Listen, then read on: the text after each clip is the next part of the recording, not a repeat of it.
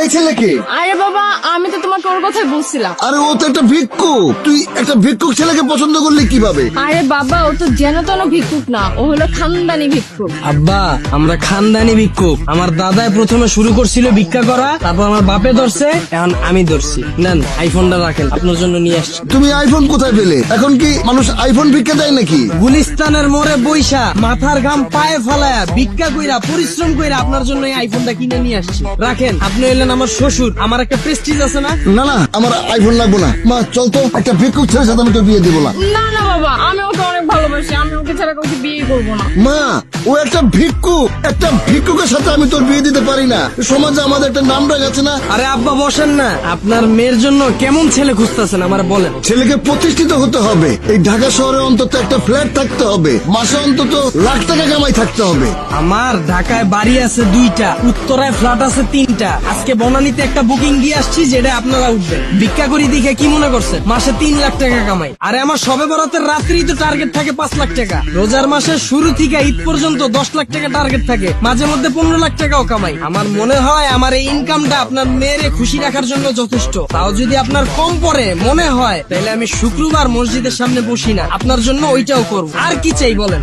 ভিক্ষা করে এত টাকা ইনকাম? আব্বা, এটা আপনি কোনো কথা বললেন? আপনি তো দেখি কোনো খবরই রাখেন না। ভিক্ষার উপর এখন বর্তমানে কোনো ব্যবসা আছে? এটা তো ইনভেস্ট ছাড়া ব্যবসা। এই যে একটা নতুন সেন্ডু গেঞ্জি কিনা বালুর ভিতর 2টা ঘষা দিছি, একটু ছিঁড়া লইছি, আর 120 টাকা দিয়ে একটা বাড়ি কিনছি, বইলেই ব্যবসা। বর্তমানে ব্যবসা করতে গেলে 20 লাখ টাকার নিচে কোনো ব্যবসা করা যায়? তার উপর আছে 1000 রকমের রিস্ক। আর আমার এই ব্যবসায় তো কোনো লস নাই, বইলেই লাভ। বর্তমানের ব্যবসায় 20 লাখ টাকা চালান তো লাগবে, এর উপরে আবার ব্যাংকের লোন। আর বড় ঝামেলা তো বাকি। ব্যবসায় বাকি দিতে দিতে সবার জীবন শেষ। আর আমার এখানে আছে না কোনো বাকি, না আছে কোনো মাল নষ্ট হওয়ার চিন্তা, খালি বইলে ব্যবসা। সবই ঠিক আছে, কিন্তু বাবা কারো কাছে তো আমি বলতে পারবো না, কাউকে তুমি পরিচয় দিতে পারবো না যে আমার মেয়ের জামাই একটা ভিক্ষুক। আব্বা, আমি কি সবসময় এই অবস্থায় থাকি? এটা তো আমার কাজ, এই জন্য এই অবস্থায় থাকি। আমি তো ব্র্যান্ড ছাড়া নর্মাল সময় কোনো কাপড়ই পরি না। আর আপনারে মানুষ যদি জিজ্ঞাসা করে আপনার মেয়ের জামাই কি করে, ব্যবসা করি। কে দেখতে চাইতেছে আমি কি ব্যবসা করি? আর সবচেয়ে বড় বিষয় হলো আমরা দুজন দুজনকে ভালোবাসি। আর এর উপর সবচেয়ে বড় বিষয় হলো আমার আছে কারি কারি টাকা। বর্তমানের বাবা মারা মেয়ের জন্য যখন ছেলে খুঁজে কি চায়? ছেলেটা ভালো হবে। আমার না আছে কোনো সিগারেটের নেশা, না আছে মদের নেশা, আমার আছে শুধু কারি কারি টাকা।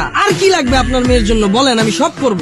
বাবা, তোমার যেহেতু এত টাকা আছে, তাহলে তুমি ভিক্ষা করো কেন? বাড়ি ভাড়া উঠিয়ে তো তুমি তোমার সংসার চালাতে পারো। আপনারা তো আগেই কইলাম আমরা খানদানি ভিক্ষুক। ভিক্ষা করাটা তো আমাকে পেশা না, এটা তো নেশা। ভিক্ষা না করলে আমার শরীর চুলকায়, রাত্রে বেলা ঘুম আসে না, অসুস্থ হয়ে পড়ি। বাবা, আমি ওকে অনেক ভালোবাসি, ওকে ছাড়া আমি কাউকে বিয়েই করবো না। প্লিজ তুমি রাজি হয়ে যাও না, প্লিজ বাবা, আমার দিকে তাকায় রাজি হও।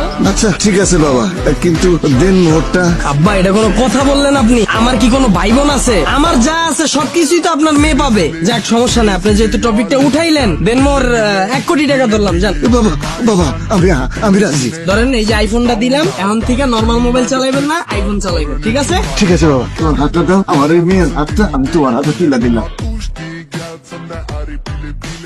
আপনারা অনেকে জানেন গত 10-15 দিন আগেও আমার পেজে শুধুমাত্র 2500 ফলোয়ার ছিল।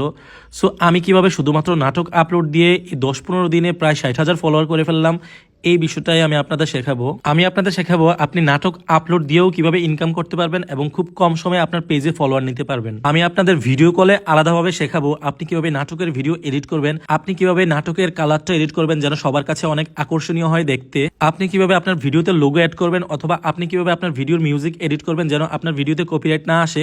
এই সকল কিছু জানতে আমাকে ইনবক্স করুন। অবশ্যই এটা পেড সার্ভিস। আমি যখন আপনাদেরকে সময় দেব, আপনাদেরও উচিত আমার সেই সময়ের মূল্য দেয়া। ধন্যবাদ।